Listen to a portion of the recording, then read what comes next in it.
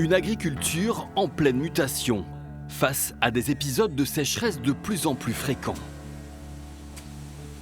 En Nouvelle-Aquitaine, c'est le Limousin qui en souffre le plus. Et en 2021, la situation ne s'arrange pas, selon ces météorologistes. Si on prend sur les 50 dernières années, 2021 se classe au 4e rang des mois de mars et avril les plus secs. Donc on a un fort déficit. Alors les paysages se métamorphosent, sans même prendre le temps d'enlever les poteaux électriques. L'urgence ici, créer un lac artificiel de 20 hectares pour des irrigants du Lot-et-Garonne. Ce lac, c'est 900 000 m3 d'eau, c'est de la sueur, de l'entraide. Et on a creusé peut-être 10, 12, si c'est peut-être plus de 12 mètres de profond. Un lac pourtant illégal. Mais pour la Chambre d'agriculture, c'est un passage en force nécessaire.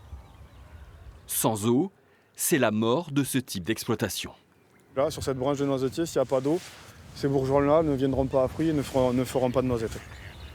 Le lac de Caussade, creusé en 2018. Un vrai scandale pour ce militant écologiste. On avait une forêt qui descendait beaucoup plus bas là-bas et qui a été rasée sur plus de 2 hectares. Il réclame la destruction de la retenue. Si on laisse ce type de projet se développer, c'est la porte ouverte à tous les projets de retenue d'eau que l'on va avoir sur le territoire français. Or, on sait que ces retenues d'eau, elles ont un impact globalement négatif sur les milieux. Un constat partagé dans les Deux-Sèvres par un collectif citoyen, Bassine Non Merci.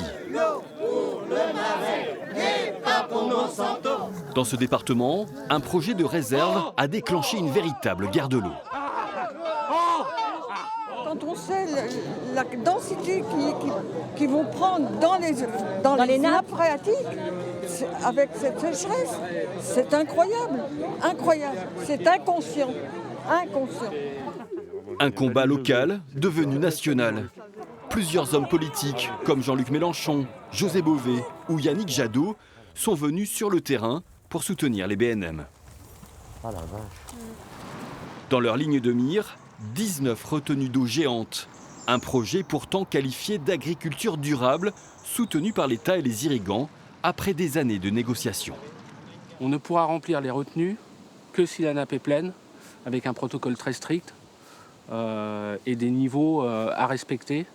Voilà, on prendra l'eau qui est en excédent, ou en tout cas quand l'eau est abondante, pour l'utiliser l'été, ce qui permet l'été de ne pas prélever dans la nappe au moment où elle est fragile. Face à ce manque d'eau, certains agriculteurs changent même de culture. C'est le cas de cet éleveur limousin. Il donne désormais à ses bêtes du plantain. Elle peut rester toujours verte, à stagner, mais vraiment, dès qu'il y a une goutte d'eau, elle revient et tout de suite, elle fait un peu de volume, et ce qui permet de faire pâturer les animaux, même en été. La gestion de l'eau, un enjeu majeur des prochaines élections en Nouvelle-Aquitaine. Une région où 1,5 milliard de mètres cubes d'eau sont prélevés chaque année.